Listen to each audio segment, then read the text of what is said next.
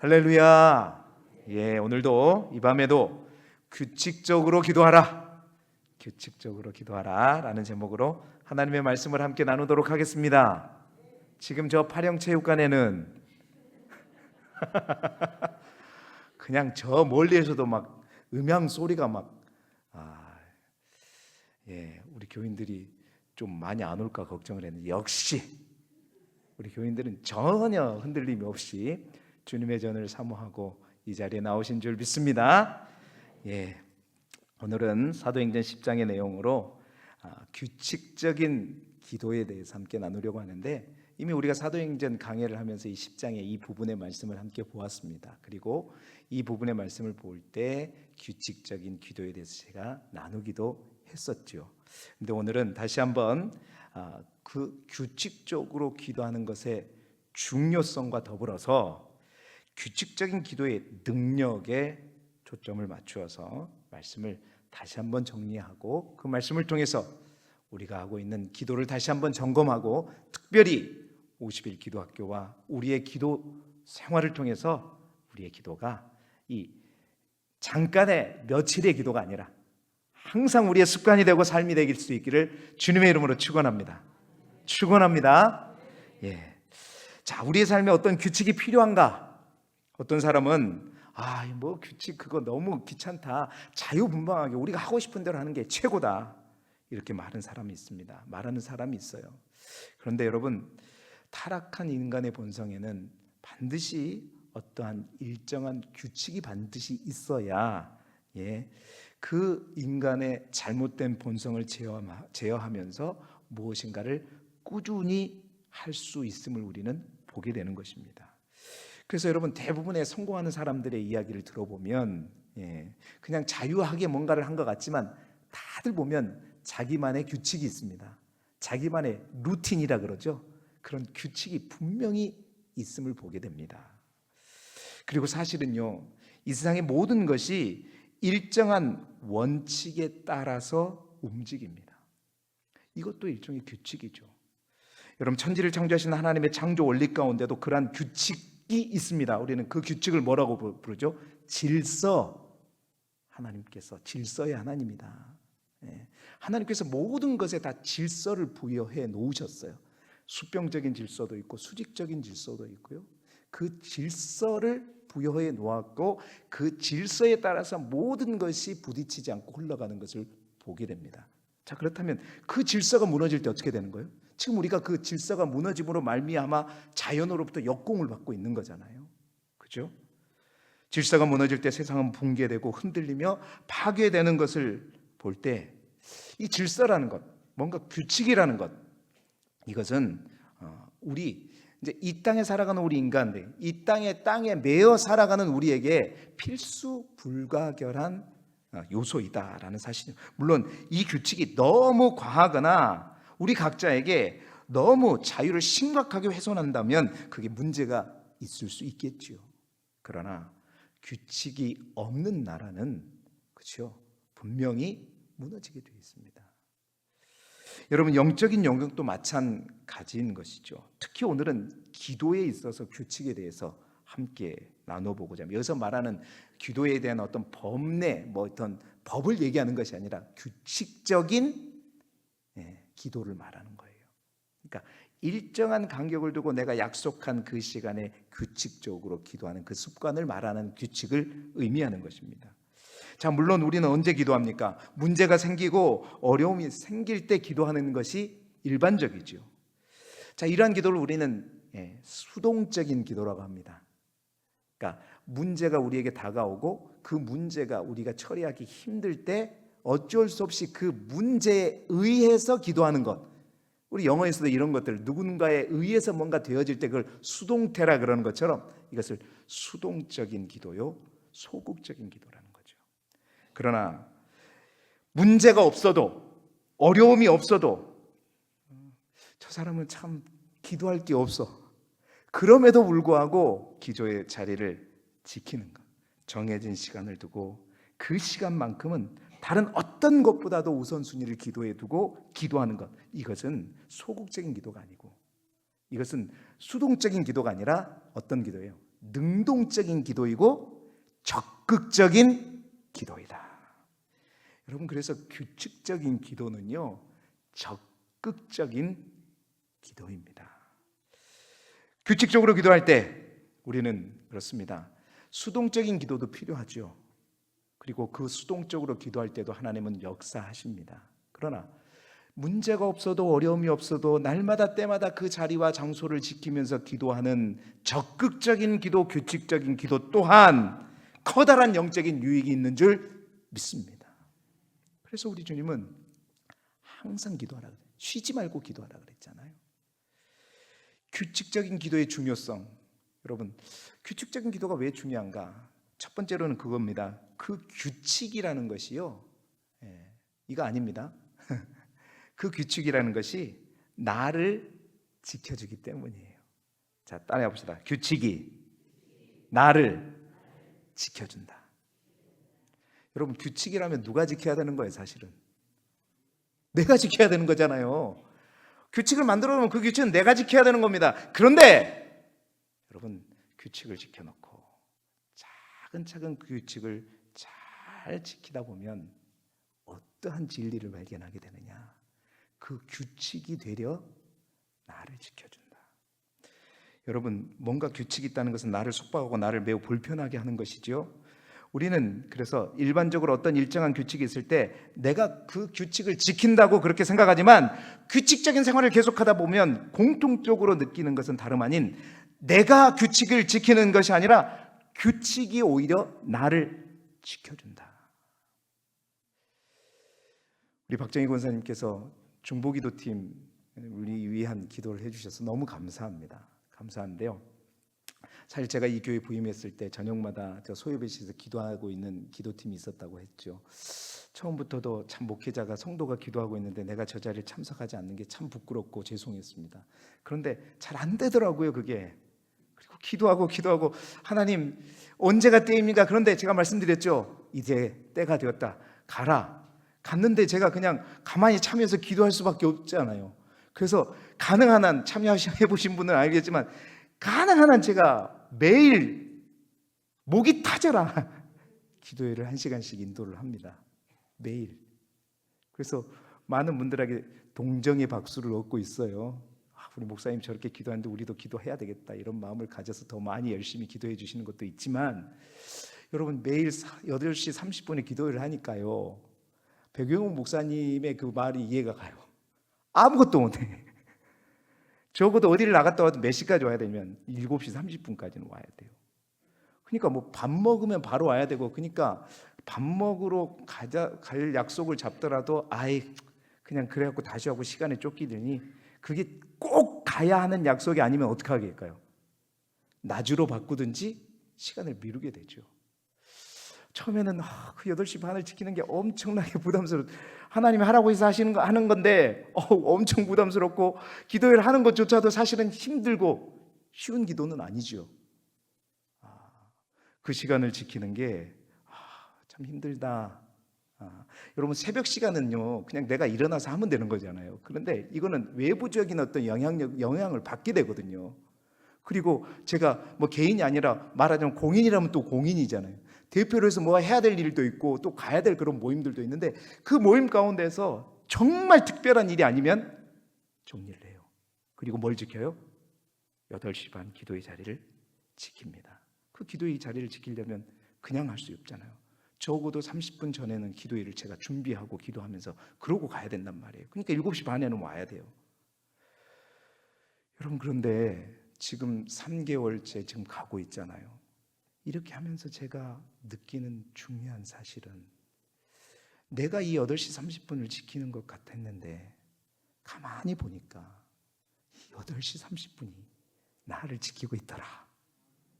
무슨 말인지 아세요? 여러분, 이 규칙 때문에 그렇습니다. 쓸데없는, 쓸모없는 데 나를 보내지 않게 하시고, 뿐만 아니라 영적으로 내가 날마다 하루의 마지막을 성도들과 함께 간절히, 나를 위한 기도도 아니요, 몸된 교회와 이 지역과 나라와 민족과 세계와 열방을 위해서 부르짖어 기도함으로 말미암아 여러분 항상 믿음의 초점이 흔들리지 않게 되고, 그리고 다른 생각이 안 들어요. 성령으로 더욱더 충만하게 되고. 여러분, 만약에 이게 없었다면 그렇죠, 아마 저런 지금 파령체육관에서 있는 그런 잔치에 기웃거리고 있을지도 몰라요. 규칙을 지키다 보면 내가 규칙을 지키는 것 같은데 그 규칙이 나를 지켜낸다는 겁니다. 그 기도의 시간이 결국 나의 믿음을 시키고 나를 성령 충만하게 만들어주고 나를 영적으로 싸매어주는 것이다. 여러분, 그렇습니다. 규칙적인 기도의 중요성, 내가 규칙적으로 기도하는 그 시간을 지키는 것 같지만 그 규칙적인 기도가 우리의 영을 지켜주는 줄 믿습니다. 그래서 규칙적인 기도가 중요한 거예요. 정말 새벽이 되었든 낮이 되었든 여러분 누구에게나 방해받지 않는 여러분이 꼭 지킬 수 있는 그 시간을 정하셔서 반드시 기도하시기 바랍니다. 하나님께서 여러분을 지키실 줄 믿습니다. 그 규칙적인 기도가 왜 중요하냐? 규칙적인 기도가 지난번에도 한번 말씀드렸지만 영적인 충전이기 때문입니다. 여러분, 규칙적인 기도는 영적으로 아주 중요한 역할을 하게 되죠. 문제가 생겨서 기도할 때 그 기도는 그 기도의 능력을 사용하는 거죠. 다시 말해서 핸드폰을 안 가져왔는데 핸드폰이 있어요. 핸드폰을 할 때 문제가 있어서 핸드폰을 쓰면 그 핸드폰에 있는 배터리를 방전시키면서 우리가 그 핸드폰을 쓰는 거잖아요. 그런데 문제가 없을 때 기도하는 것, 그것은 뭐냐면 그 어떤 기도의 능력을 사용하는 시간이 아니라 어떻게 해요? 저축하는 것이다. 충전하는 것이다. 쌓아가는 것이다. 여러분, 기도를 저축하는 것입니다. 규칙적인 기도는 믿음의 능력을 비축하는 시간이고 영적인 에너지를 채우는 시간입니다. 그래서 여러분, 이 시간을 통해서 믿음이 쌓이고 쌓일 때 그러잖아요. 우리가 힘과 에너지를 많이 비축해 두면 어떠한 큰일과 어려움이 다가와도 당황하지 않고 우리가 가진 힘과 영적인 에너지와 능력이 있기 때문에 여러분 그거와 싸울 수 있죠. 그 힘으로 능력으로 대체할 수 있는 것입니다. 이번에 이제 우리 사택 두 동에 태양광을 설치했습니다. 이제 눈여겨 보신 분들은 왔다 갔다 하면서 목사님 사택에 태양광이 설치되어 있네. 국가와 저기 고흥군에서 함께 지원하는 태양광 사업 중에서 개인별로 주택에 가장 싸게 보급되는 그게 돼가지고 아주 기적적으로 안 된다 그랬다가 또 된다 그랬다가 결국 됐어요. 근데 이 태양광 발전의 원리를 여러분 아시는 분들도 있고 모르시는 분들도 있겠지만 상식적으로 말씀드리자면 태양광 설치를 할 때 반드시 되어져야 되는 것이 뭐냐면 상계거래처리입니다. 상계거리라는 말이, 상계처리란 말이 여러분 생소하게 느껴질지 모르는데 그 상계처리라는 게 뭐냐면 낮에 햇빛이 있으면 태양광이 발전을 하죠. 그럼 발전을 하기 때 전기를 만들어냅니다. 그러면 그 각 집마다 그 태양광은 만들어낸 그 전기를 먼저 자가가 사용합니다. 그러니까 낮에 냉장고를 튼다거나 식기세척기를 돌리면 그 전기는 한전 전기가 먼저 사용되는 게 아니라 발전한 전기를 먼저 사용하는 거예요. 그러니까 발전한 전기를 다 사용했는데도 불구하고 이제 그 발전한 전기 용량이 남아요. 잉여 전력이라고 그러죠. 그 남은 용량이 있으면 그게 어디로 가요? 그렇죠. 잘하시네요. 그게 상계처리예요. 그게 한전으로 다시 되돌아갑니다. 그래갖고 한전에 그게 쌓여요. 전기를 보내주는 거죠. 위쪽으로. 자, 그러면 저녁이 되면 해가 떨어져요. 그러면 이제 발전을 안 하잖아요. 그때는 누구 전기, 어디에서 주는 전기를 쓰는 거죠? 한전에서 너무 잘하시는데? 한전에서 주는 전기를 쓰게 되는 거예요. 자, 그러면 낮에는 우리가 만든 거 갖고 썼고 전기세가 안 들었겠죠? 저녁에는 한전 걸 썼어요. 그리고 남은 것은 한전에 보내놨잖아요. 그러면 딱 매월 말에 이제 딱 정산을 해보는 거예요. 우리가 한전에 보낸 것과 저녁에 쓴 거를 딱 플러스 마이너스 해가지고 차감시키고 나머지 금액만 전기세로 나오니까 절약이 돼야 한대요. 많이 되죠. 많이 되죠. 꼭 설치하시기 바랍니다. 많이 될 거예요. 많이 되어야 돼요. 근데 이 상계 처리를 보면서 참 이게 우리 기도도 마찬가지다라는 생각을 제가 하게 되었습니다. 참 목회자는 업을 참 이런 걸 보면서도 이게 여기서 기도를 생각하게 될 줄이야. 여러분 우리가 그렇습니다. 그러니까 그러니까 우리가 규칙적으로 특별히 일이 있을 때나 전기를 쓸 때나 안 쓸 때나 태양광은 열심히 발전을 하죠. 자, 발전한 걸 필요가 있을 때는 써요. 그러면 남은 것은 어떻게 돼요? 한전으로 가는 것처럼 규칙적인 기도가 이 태양광 발전과도 비슷하다라는 생각을 하게 됩니다. 우리가 하나님 앞에 문제가 있든 기도의 능력을 사용할 때가 되든 안 되든 간에 열심히 하나님 앞에 규칙적으로 그 시간을 해서 영적인 발전을 하게 되면 여러분 기도의 능력들이 쌓이고 믿음의 능력들이 쌓이고 그 문제가 필요할 때는 그 쌓인 것을 빨리 쓰고 남은 것들은 어디로 가겠다? 하나님께로 올려질 줄 믿습니다. 하나님께로 올려져요. 그리고 하나님께서 우리가 진짜 문제를 만났을 때 다시 그것들을 플러스 마이너스 해가지고 결국은 우리에게 뭐예요? 축복해 주실 줄 믿습니다. 이게 영적인 상계철이다. 그런데 그냥 문제 있을 때마다 발전기 돌리면 전혀 그것은 되지가 않는 거죠. 그렇습니다. 규칙적인 기도는 이렇듯 영적인 충전인 것입니다. 문제만 있을 때 기도하는 수동적인 기도, 또한 소극적인 기도로서는 우리는 어떠한 잉여 전력도 만들어낼 수가 없는 거고 날마다 소비하고 끝나는 거예요. 여러분 이 상계처리가 그러니까 태양광을 설치해놓고 전기까지 아껴 써버리면 어떻게 되는지 아세요, 여러분? 연말에 보면 우리가 한전에 보낸 것이 한전 전기를 쓴 것보다 많아져요. 그럼 어떻게 돼요? 연말에 한전이 우리한테 돈을 준답니다. 할렐루야. 우리가 기도를 하나님 앞에 문제 때문에 기도하는 것이 아니라 더 규칙적으로 많이 기도할 때 연말이 아니라 우리 하나님께서 더 큰 축복으로 우리에게 주실 줄 믿습니다. 이게 규칙적인 기도의 놀라운 축복이다. 이해가 되어져요? 세 번째로 규칙적인 기도는 우리를 더욱더 기도하게 합니다. 정말 이건 귀한 축복이죠. 여러분 우물의 물은 퍼낼수록 더욱더 맑아지고 풍성해지는 것이죠. 여러분 기도도 마찬가지입니다. 기도는 하면 할수록 정말 그래요. 더 하고 싶어지는 갈망이 생길 줄 믿습니다. 기도는 안 하면 전혀 그 필요성도 모르고 하기도 싫어지는 거예요. 그러나 기도하면 할수록 어떻게 돼요? 그렇게 어려웠던 기도가 쉬워져요. 기도가 길어져요. 그리고 기도가 더욱더 깊어지게 됩니다. 뿐만이 아니에요. 기도의 제목도 넓어지게 돼요. 규칙적으로 계속 기도하다 보면 맨날 나를 위해서 기도만 하면 할 기도가 없어요. 기도의 범위가 넓어지고 이제 기도의 깊이가 더 깊어지는 것이죠. 여러분 기도는 기도해야 기도가 더욱더 발달될 줄 믿습니다. 우리가 기도하면 할수록 기도의 갈망이 커지는 거예요. 여러분 기도해 보신 분들은 알겠지만 기도가 어느 수준에만 올라가면 여러분 알잖아요. 사실은 그때까지 그 수준에까지 올라가는 게 힘듭니다. 그러나 내 안에 규칙적으로 하나님 앞에 기도함으로 말미암아 어느 단계 어느 수준 그 임계점을 넘게 되면 그 기도의 영이 터지게 많으면 기도는 우리가 더욱더 사모하게 되고 더 하고 싶어지게 되는 것이죠.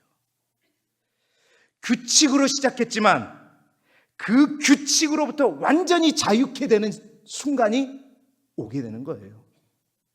이게 규칙적으로 꾸준히 기도할 때 그 규칙적인 기도가 우리에게 주시는 놀라운 은혜요 축복인 것입니다.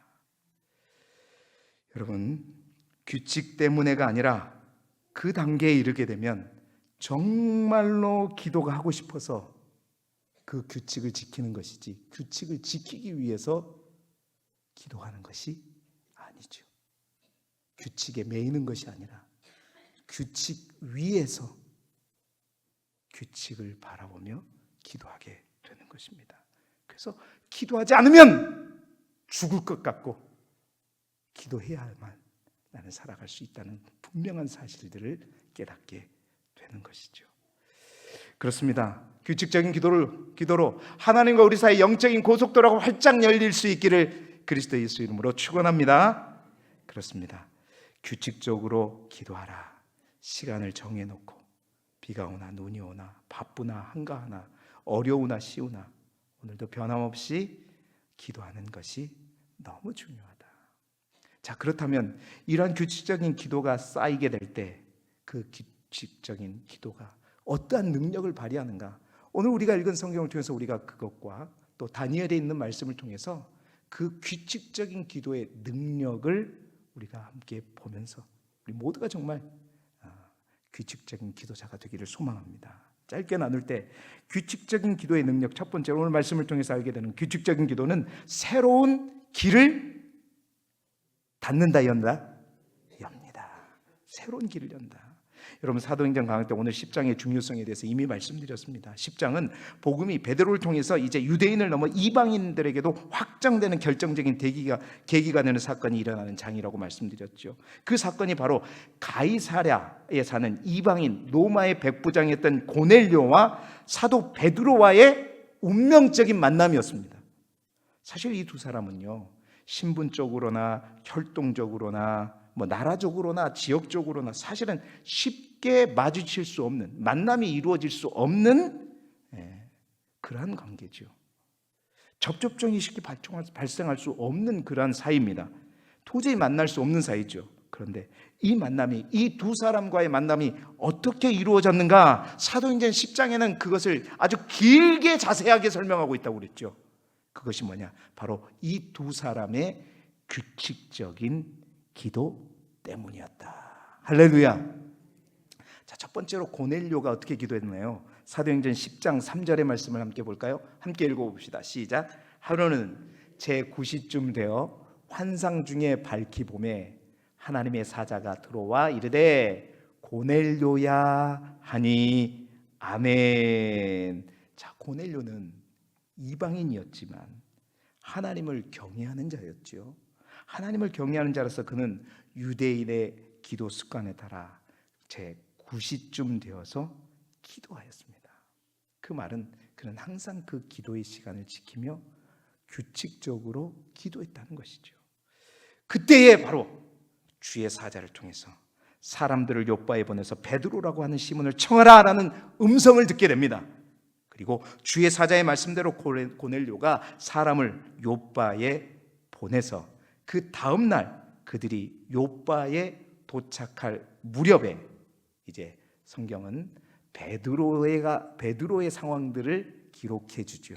그 기록이 오늘 우리가 읽었던 본문의 9절 첫 번째 말씀입니다. 사도행전 10장 9절 말씀 같이 읽어볼까요? 이거는 이제 베드로입니다. 시작. 이튿날 그들이 길을 가다가 그 성에 가까이 갔을 때 베드로가 기도하려고 지붕에 올라가니 그 시각은 제 6시더라. 제 6시는 우리 시간으로 하면 낮 12시 점심시간이었어요. 점심시간에 모든 사람은 밥 먹는 것을 준비하느라고 분주했음에도 불구하고 그때 베드로는 어떻게 했어요? 기도할 처소가 없으니까 어디로 올라갔다? 지붕으로 올라갔다. 지붕으로 올라가서 그 유대인들의 기도 시간에 따라 규칙적으로 기도하는 그 시간에 오늘은 스킵, 오늘 상황이 이러니까 기도 못하겠네가 아니라 어떻게 했어요? 남들이 뭐라 그러든가 말든가 나는 기도하러 가리라. 그리고 지붕으로 올라갔어요. 그 지붕으로 올라가니 보자기가 내려오면서 하늘문이 열면서 환상이 보이기 시작했고 그 환상을 통해서 결국 말씀이 떨어지죠. 그들과 함께 가라. 내가 그들을 보내었노라. 베드로는 그 말씀을 통해서 그 하나님의 음성을 통해서 인간의 생각과 감정과 자신의 경험과 지식으로는 도저히 이방 가이사랴에 가서 그 가족에게 복음을 전할 수가 없습니다. 신분도 그렇고 종교도 그렇고 나라도 그렇고 혈통도 그렇고. 그러나 하나님의 음성이 떨어지자 베드로는 가게 되어서 결국 고넬료와 베드로의 운명적인 만남은 그렇습니다. 고넬료의 제 9시의 기도와 베드로의 제6시의 기도를 통해서 만나지게 되었다. 그래서 어떤 역사가 일어났죠? 사도행전 10장 44절 45절 말씀 같이 읽어보겠습니다. 시작. 베드로가 이 말을 할 때 성령이 말씀 듣는 모든 사람들에게 내려오시니 베드로와 함께 온 할례 받은 신자들이 이방인들에게도 성령이 부어지심으로 말미암아 놀라니. 아멘. 이방인들에게도 성령 부어주시는 놀라운 역사. 자, 베드로가 가이사랴 집으로 갔어요. 거기서 하나님의 말씀을 선포했습니다. 그래서 그 말을 할 때 성령이 말씀 듣는 모든 사람들에게 노래오면서 오순절 다락방에 있었던 성령 강림과 동일한 역사가 그 가이사랴 이방인 땅의 이방인들에게도 일어나게 되는 놀라운 역사를 보고 많은 베드로와 함께 온 할례 받은 신자들, 유대인들이죠. 그들이 깜짝 놀라게 되는 겁니다. 이방인들에게도 성령을 부어주시는 감히 생각하지 못했던 놀라운 역사, 새로운 길, 가이사랴의 오순절. 여러분, 이 역사가 어떻게 이루어졌는가? 규칙적인 두 사람의 기도를 통해서 열린 줄 믿습니다. 그렇습니다. 규칙적인 기도는 우리가 쉽게 열 수 없는 새로운 길을 열어내는 능력이 있는 줄 믿습니다. 여러분, 우리 모두에게도 하나님께서 원하시고 또한 분명히 열려야 할 길이 분명히 있음에도 불구하고 여러 가지 문제로 상황으로 막혀 있는 길들이 있을 것입니다. 이것은 분명히 열려야 되는데, 이게 잘 돼야 되는데 여러 가지 여건과 상황으로 도저히 그 길이 열리지 않아요. 노력해도 열리지 않고 애써도 열리지 않고 수단과 방법을 찾아도 열리지 않아요. 오늘 말씀이 우리에게 주는 교훈은 기도를 저축하라, 기도를 심으라, 먼저 기도하라, 계속해서 기도하라. 규칙적으로 기도할 때 여러분, 그 하나님의 때가 분명히 차게 될 줄 믿습니다. 그 때가 이쪽에서 차고 저쪽에서 차고 만나지면 열리지 않는 문이 없는 것이고 새로운 길은 반드시 열리는 것이다. 오늘도 문제가 있어서 그 문제로만 기도하지 마시고 꾸준히 기도하시면서 여러분의 기도의 제목을 하나님 앞에 올려드리고 구하십시오. 때가 참에 거두게 될 줄 믿습니다. 여러분의 규칙적인 기도를 통해서 열리지 못하는 길이 뚫어지는 놀라운 역사가 있기를 그리스도 예수 이름으로 축원합니다. 또한 규칙적인 기도는 어떠한 능력이 있는가? 원수를 이깁니다. 원수까지도 이겨낸다. 다니엘서 6장 10절의 말씀을 같이 읽어볼까요? 시작. 다니엘이 이 조서에 왕의 도장이 찍힌 것을 알고도 자기 집에 돌아가서는 윗방에 올라가 예루살렘으로 향한 창문을 열고 전에 하던 대로 하루 3번씩 무릎을 꿇고 기도하며 그의 하나님께 감사하였더라. 아멘. 여러분, 바벨론의 포로로 잡혀간 다니엘은 그곳에서도 젊은 소년이고 청년 때부터 총명했죠. 그래서 인재로 인정받아서 궁중에서 지내면서 훈련받게 되면서 궁중의 일을 하기 시작했습니다. 그런데 그 가운데서도 그가 항상 잊지 않고 했던 것은 뭐냐? 하루에 3번씩 조국 예루살렘을 향하여 창문을 열어놓고 뭐 한 거예요? 기도하는 거예요. 규칙적으로 그 정해진 시간만큼은 절대 빠지지 않고 하나님 앞에 기도를 심고 기도를 저축하고 기도를 비축하고 기도를 발전하고 태양광 발전을 막 하는 거예요. 계속 언제 쓰일지 모르니까, 어떻게 저축될지 모르니까 계속 발전을 하는 거예요. 발전하고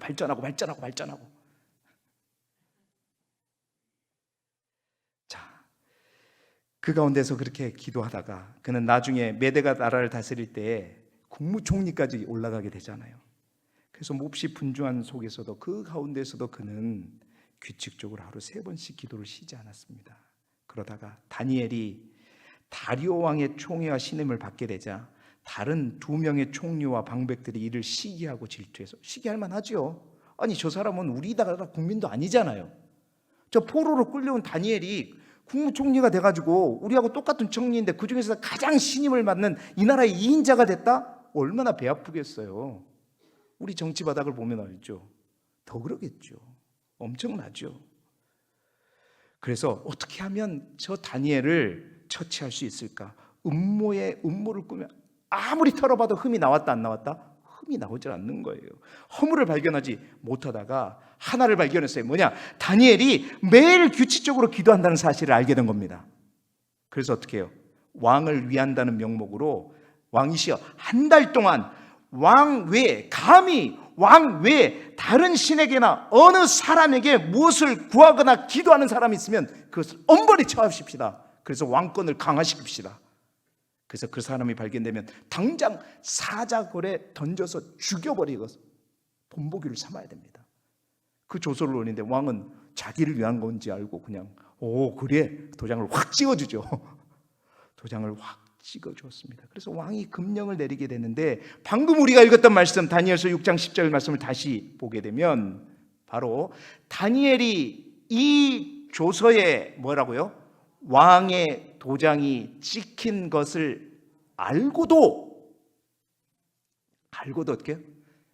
때가 그 시간이 규칙적인 그 지켜야 할 시간이 되니까 어떻게 자기 집에 돌아가서는 그래서 그 방백들을 옳지 걸려들었다 이제 따라갔죠.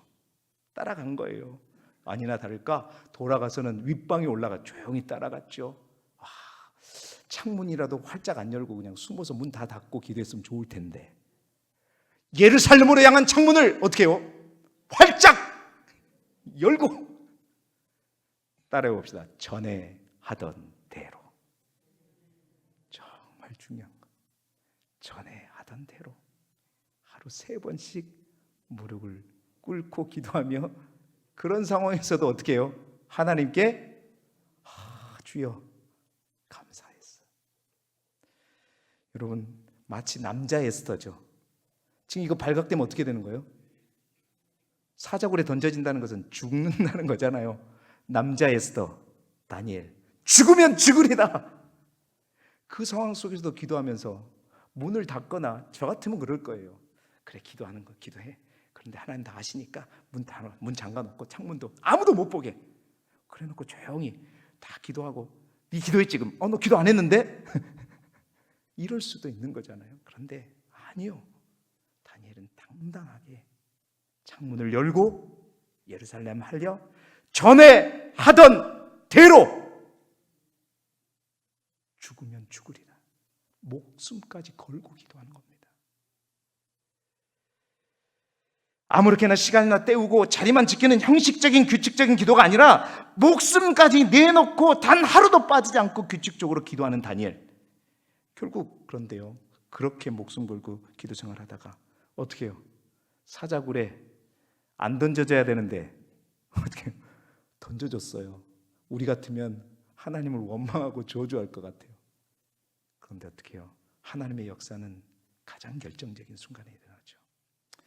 이미 하나님께서 그렇게 열심히 기도했으면 그 전부터 막아서 다니엘이 사자굴에 들어지 않도록 막을 수도 있었는데 하나님의 계획은 더 큰 계획이 있었던 겁니다.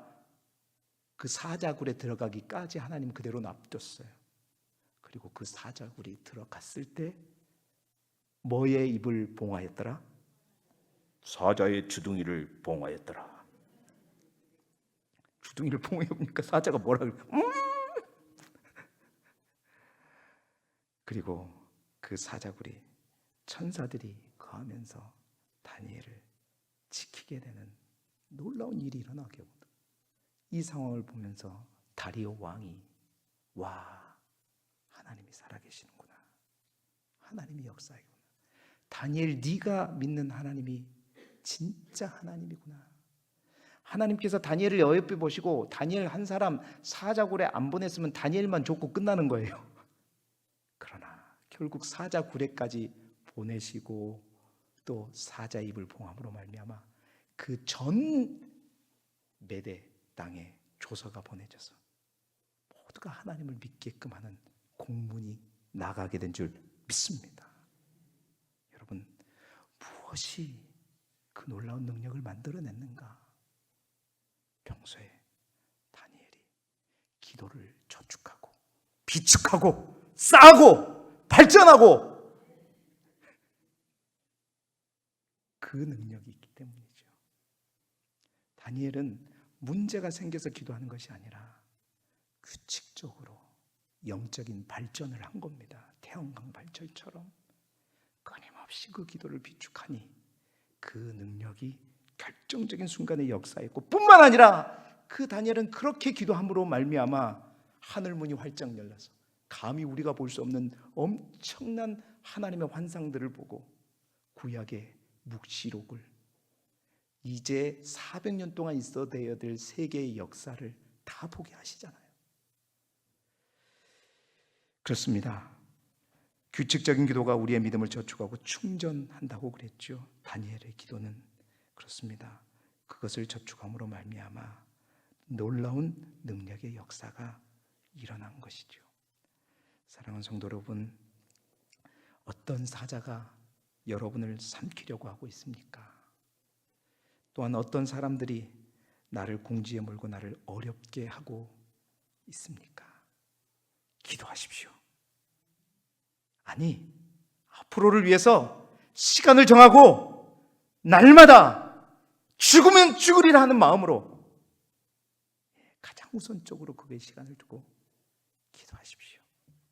그러면 땅의 문도 열릴 뿐만 아니라 놀라운 사자의 입, 우리를 해하는 원수의 사자의 입을 막을 뿐만 아니라 모든 위험으로부터 막는 뿐만 아니라 우리를 정말 사자굴에 밀어넣었던 그 사람들, 결국 어떻게 됐어요?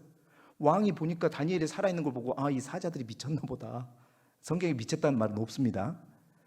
이 사자가 좀 이상한 것보다, 아무튼 하나님을 찬양하면서 이 다니엘을 이렇게 만든 참수한 이 자들을 다 해가지고 자기의 가족들까지 싹 다 넣어버렸어요. 넣었더니 어떤 일이 일어났죠?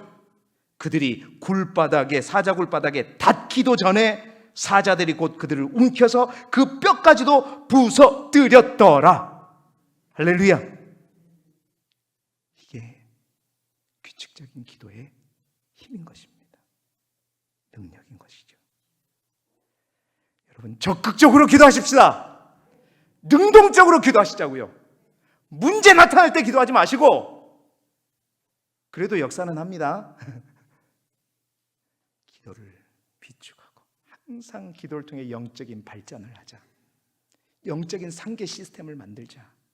그러면 어떤 사자가 와도, 어떤 어려움이 와도, 어떤 원수가 와도 하나님께서 감당할 수 있게 하시고 피할 길을 주시고 협력하여 선을 이루시는 하나님을 보게 될 줄 믿습니다.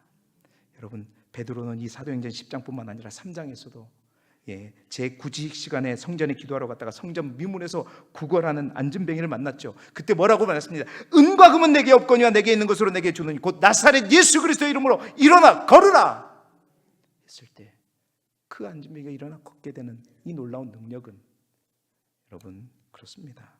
이런 유가 나타날 수 있는 것은 그 베드로가 항상 규칙적으로 기도하고 기도함으로 말미암아 영적인 능력을 쌓았기 때문이다.